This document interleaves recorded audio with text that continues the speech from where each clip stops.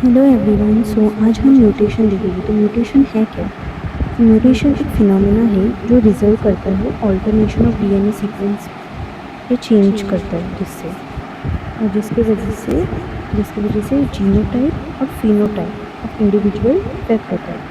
तो म्यूटेशन एक फिनोमेना है जिससे जीनोटाइप और फिनोटाइप में इफेक्ट होता है। रिकम्बिनेशन के अलावा mutation is another phenomena that leads to variation in DNA. Non-DNA helix run continuously from one end to the other end। एक DNA का हेलिक्स एक एंड से दूसरे एंड तक रन करता है in each chromatin in a highly superpole form। Therefore, loss, that is deletion or gain, insertion or duplication of a segment of DNA results in alternation in chromosome। Chromosome में alternation होगा क्योंकि jeans chromosome पे located होता है। Since genes are located on chromosomes, therefore alternation in chromosome results in abnormalities or aberrations। तो alternation in chromosome results in abnormality or aberration क्योंकि genes कहाँ पे present होते हैं? chromosomes। Chromosomal aberrations are commonly observed in cancer cells। ये line बहुत important है, this may be asked in your exam, तो mark it। फिर next, in addition to the above, mutation also arises due to change in single base pair of DNA। Single base pair of DNA से अगर mutation हो तो उसे बोलेंगे point mutation. Classical example of such a mutation of is sickle cell anaemia. Sickle cell anaemia क्या होता है? एक सेक्स लिंक्ड रिसेसिव डिसऑर्डर है,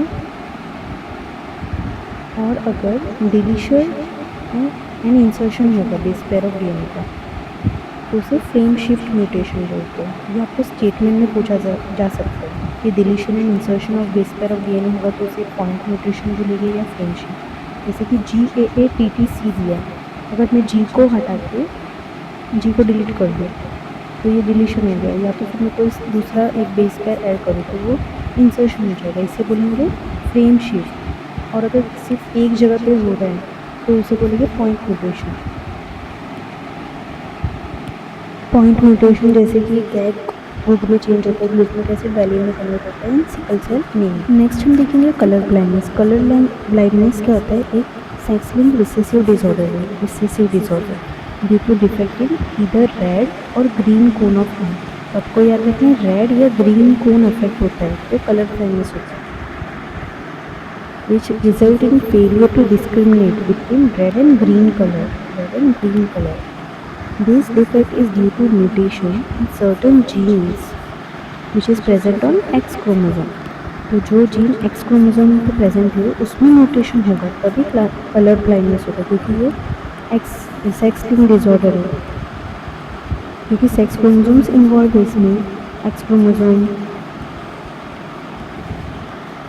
it occurs in about 8% of males and only about 0.4% of females। तो mails में इसके chances ज़्यादा होता है क्योंकि मेल्स में 50% X है और 50% Y है,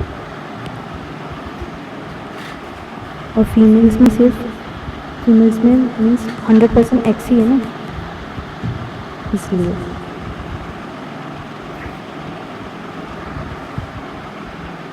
Because males have 50% of X and 50% Y।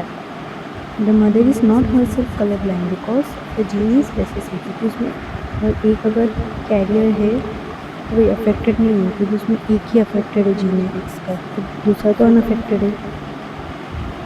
Female में दोनों अफेक्टेड होगा X क्रोमोसोम तब भी डिजीज अराइव।